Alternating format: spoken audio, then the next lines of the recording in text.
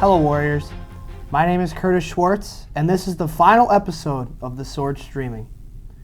As the school year is winding down, many students are feeling the stress of upcoming presentations and exams, but that doesn't mean there aren't still plenty of fun events for the students to enjoy around campus. Last Sunday, students took a trip to Lion's Den Gorge, a scenic hiking area in Grafton. The 73-acre park is known for its spectacular views overlooking Lake Michigan and its diverse set of terrain and wildlife. Students spent a little over an hour taking in the sights and walking around the beautiful trails. This weekend, students have even more fun events to look forward to. Tomorrow night, WLC is heading out for a night at the movies at the Marcus Majestic Cinema in Waukesha. The event is provided free of charge for all students who want to attend, and showings include new Marvel film Doctor Strange and the Multiverse of Madness, Sonic the Hedgehog 2, and many more. On Saturday, students can take some time to unwind with a relaxation day in the Woo. Canvases will be provided so that students can paint away their stress and enjoy some time with friends before exam week hits. Panera bagels and coffee will be served, so come on out for a fun study break. Later that night, Baby Carrots will be giving their final concert of the year at the end of the year bash at the outdoor basketball courts. Chick-fil-A will be served, and there will be lawn games, sand volleyball, and a bonfire, all to celebrate the completion of another successful school year. While it's great to take a look at some of the fun year-end things WLC has planned, the end of the school year also means recognizing the accomplishments of students throughout their time at WLC. Last Thursday, the annual Honors Convocation took place, and a number of students received scholarships and awards for their outstanding work. Dr. John Werner was the keynote speaker for the night, and he gave a beautiful speech about struggle, perseverance, and the work to put in to become successful, and the feeling of strength once that success can be met. Congratulations to all who received an accolade. WLC has also announced that former television host Kathie Lee Gifford has graciously accepted the invitation to receive the annual Divine Servant Award. The celebration, which will take place on June 3, 2022, in the Rex at 5 p.m., will include a pre-event reception, Gifford's timeline of experience, followed by a 3-course gourmet meal by Bartolotta Catering at 6:15. The special award presentation, A Conversation with Kathie Lee Gifford, begins at 7:30, and a delectable afterglow with a specialty coffee bar and live entertainment will begin at 8:50. Tickets and table reservations are available now at wlc.edu/DSA, and the event is open to the public. Band and choir are wrapping up their years as well, with each giving a final spring concert before the end of the year. The band concert will take place Friday, May 13th, while the choir concert has been moved from its original date to Wednesday, May 18th. Tickets for both concerts can be purchased from the box office, with tickets for the band concert coming in at $6 and tickets for the choir concert at $10. Spring sports have also wrapped up at WLC, and although the softball team struggled a bit this year, they rounded out their season with a massive upset of 19th ranked MSOE. The Warriors also took a 12-0 win against Alverno the day before as they celebrated their seniors on Senior Day. Sophomore Lexi Martin was a star for the team throughout the entire year, finishing the season with an incredible .533 batting average, leading the NAC in the category and placing second in both RBIs and home runs with 45 and 9 respectively. The baseball team was also able to finish their season with a win, rallying for a comeback in their final game against Lakeland. They were also able to take one of 2 games against St. Norbert's on Senior Day. One senior that the team celebrated throughout the year was Ryan Dominic, who led the team with a .417 batting average and batted in 34 runs throughout the season.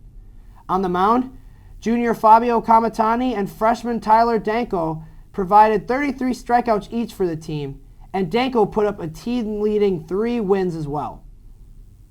Track and field hosted the NAC Outdoor Championships at Robbie Stadium last weekend, and the Warriors rounded out their season with 4 new school records at the meet. Senior Sam Rodmeyer set the record for the decathlon. Junior Brooke Grassland set the record in the 800 meter.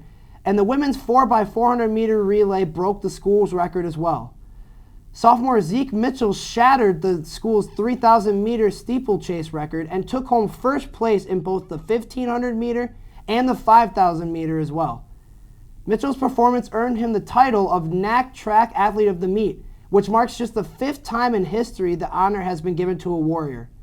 While most of the team has finished the season, a few athletes will compete in some upcoming last chance meets in an attempt to qualify for nationals.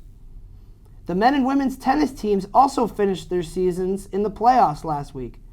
Both teams took quarterfinals victories, with the women sweeping MSOE 5-0 and the men outlasting St. Norbert 5-3.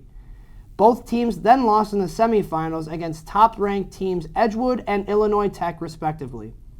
For the men, senior Evan Sadowski took home Co-Player of the Year, and freshman Aiden Newberg took home Co-Freshman of the Year, marking just the 2nd time the program has taken home either award. The Bucks bested the Bulls without a problem in the first round of the playoffs, and they now have a 3-2 lead over the Celtics as they head back home tomorrow and try to finish off the series.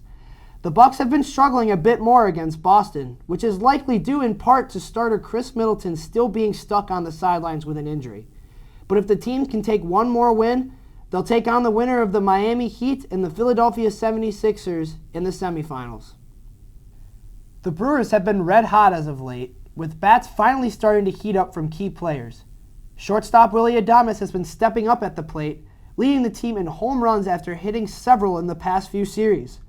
First baseman Raleigh Tellez still leads the team in RBIs and has hit a few homers as well. Pitching has also been a strong suit for the Brewers, with closer Josh Hader putting up 11 saves in 11 appearances and starting pitcher Eric Lauer at a perfect 3-0 as of May 9th. The crew has only lost 3 series so far this season and have had 4 games since April 26th with 10 or more runs scored. Our final highlighted club of the year is the Ultimate Frisbee Organization, or UFO, who is meeting for the first time since March 21st. Amy interviewed TJ Wojciechowski, the president of the UFO. Amy?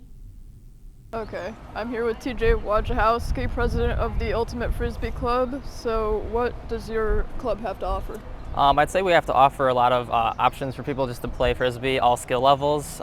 Just a lot of fun just to hang out, and do anything we want pretty much to just enjoy a good time out here. And when do you meet? So a lot of times we'll meet during the middle of the week, probably around right now 5:30. Sometimes also we do play on the weekends and we have a lot of people available. We do really have a good core group of people that we try to pretty much get together with, and then we send out a great email to our vice president. Amanda Pouts has some really funny emails that people should really try to get on the list for. And where can we find you? Pretty much just anywhere in the quad. I mean, you'll see us out here. Plus, we always have a speaker going on once we get going here too. So I've always thought about maybe trying to do it on the turf field, on the athletic field, but maybe something in the future we can look forward to doing. And where can people go to contact you about joining?